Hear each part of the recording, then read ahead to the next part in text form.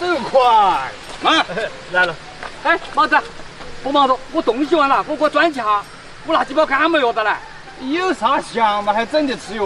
我正远点跑转去。哎呀，那个你不等我嘛，你前头去吧，我等人来。好。哎，是哪个起的嘛？今儿这个药又不张嘴。哎，哎，老哥，你说看这啥桥啷起的啊？不张嘴呀？哦，这句话就不懂了哇？你又懂完了？那是噻，我吃的盐比你吃的饭多，我过那个桥头比你娃走的路多啊！哎，你少说些没用的嘛！你大哥说看看这个到底为啥？闷舅子啊，你打那个屙尿肯定有问题吧？有啥问题？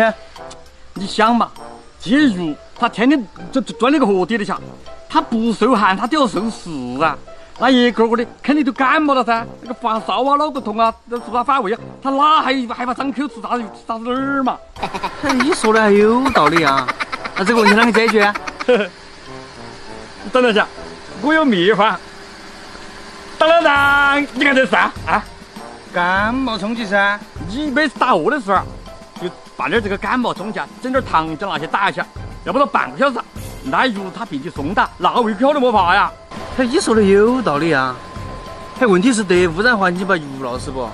闹鱼违法哟！哎呀，你放心嘛，这个是甜的，我天天都在吃这个东西吧？我搞好了的，不打闹鱼啊！真的，明天呢？那我试看看。哦。哎，